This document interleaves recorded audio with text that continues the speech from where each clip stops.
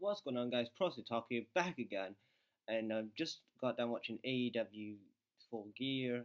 That show was awesome, especially the main event. The main event was really well done and perfection. Credit to both Moxley and Omega for that. So, I did miss some of this pay per view. I didn't see the Britt Baker women's match, so I'm not gonna talk about that.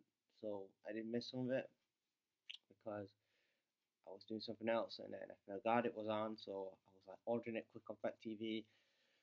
Then I got to the tag match of the Young Bucks and Santana and Ortiz. They had a good match. They had a really good match in my opinion.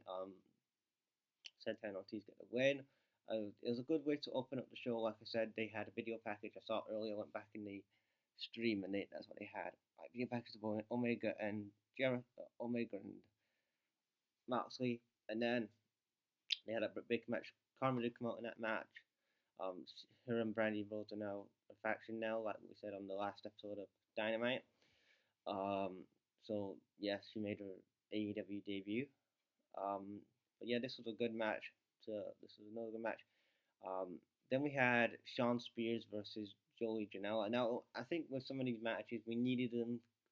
We needed some of these matches to be cut short a bit because if the main event was going to be this long as we thought it was going to be, maybe cut some of the matches down. Like did um, Sean Spears and Joey Janela had to go that long? Like you could have them have a short match, but they had a good match. Sean Spears like was tying up Joey Janela's hair on the ring apron, and he was losing a bit of his hair. That was a good spot. Um, a lot of good back and forth here. Then Sean Spears gets help with Tony Blanchard because he does double finishing move to get the win, but obviously the ref was distracted. He didn't see that because Sean Spears exposed the ring post, and he gets the win. I'm not really feeling Sean Spears in AEW. I think that the whole Cody Rhodes feud, I don't think it really has worked out for him for the best. I mean, I know they've tried, but I just don't care about this whole Sean Spears thing. I don't think he's taken off like Moxley has, and stuff like that. Like, he's good with Tully Blanchard just for that Cody Rhodes feud, but like, I'm not feeling them together. Like, I don't think that they're clicking together, in my opinion. That's just my opinion, but I just don't think that they click together. Then we had the triple threat tag match. I really enjoyed this match. It was SCU defending their AEW tag titles versus um, Private Party and Lucha Bros. A lot of good high spots in this match, high flying and stuff like that. The end of the match is where SCU get the win, and then at the end of the match, Lucha Bros turn heel. They basically attack SCU, and another Lucha Bros member comes out, and it's Christopher Daniels. He comes out, he returns from his injury, takes out Lucha Bros. So it looks like obviously it's Lucha Bros versus SCU next for the tag titles. Which I'm excited for to see what happens there. Maybe they're gonna put that Dark Prowler in there. Maybe Luchasaurus is finally gonna come back, and that's where they introduce him at some point. But yeah, I think it's pretty good. Uh, then you had Cody versus Jericho. Now this match was this was a good match. I would say it was a good match.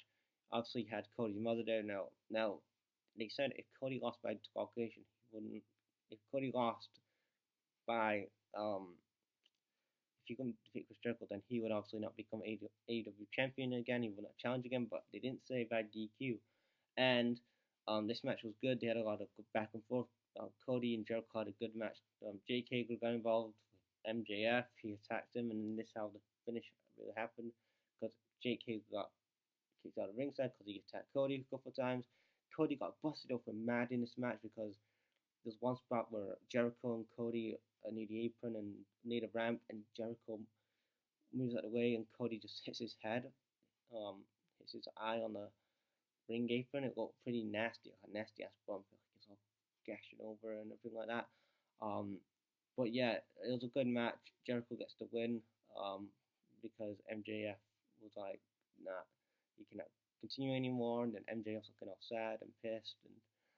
And after that, basically, he lowballs Cody and he gets the best reaction of the night, like asshole and all the chats. I know I heard somebody on Twitter say that MJF had somebody throw a soda bottle at him, kind of soda, but I don't know if that's true or not. I didn't see it myself, but yeah. And then we got to the Rio and Emi Shuka. I think I've seen. We had the women's and the AEW women's match. This was a good women's match. I enjoyed it. You know, you had a lot of good back and forth here. And Rio gets the win. Then we get to the main event, and it's Kenny Omega versus John Moxley. A lot of shit happened in this match.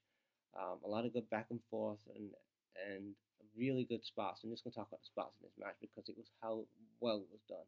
You had a glass spot with Kenny Omega and Moxley. You had like a bed of barbed wire, and it was on the ramp, and then Moxley and Omega just like suplexed each other. Awesome spot there. They had one where Omega V triggers Moxley into this light set, and then you had Moxley. They go through tables. They're brawling in the crowd. They're they're basically using everything, even the kitchen sink, literally. Um, they've got barbed wire. Um, both guys got busted open pretty bad. Well, mostly Moxley did because he took most of the barbed wire bumps.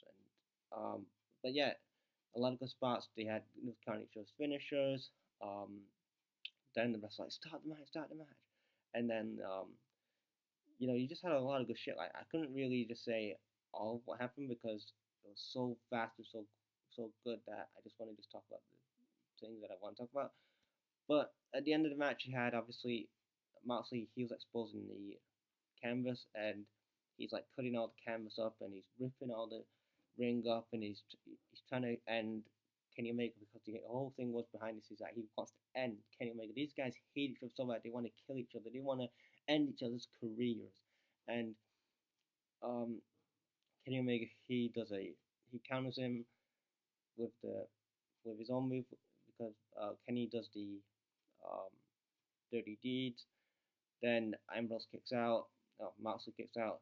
Then um, Omega goes for the shooting star press. He misses. Then Moxley hits the dirty deeds for the win, and Moxley wins the match.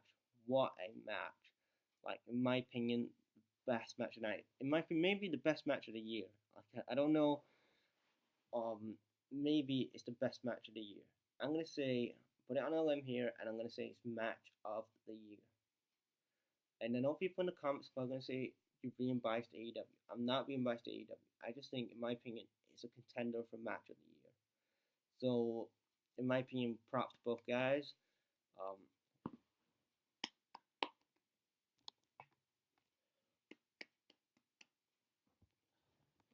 so that's my little round of applause for you guys. So that was the end of AEW. What do you guys think about AEW Full Gear? I would say it was a really good show. I think some of the matches they could have like didn't have to have them this long. Like they could have had like Sean Spears and Joey Janela a bit shorter and stuff like that. But overall, it was a good show, and I think it was well worth the buy. And yeah. So what do you guys think about this pay per view? Leave your thoughts in the comments on AEW Full Gear, and yeah, see you guys next.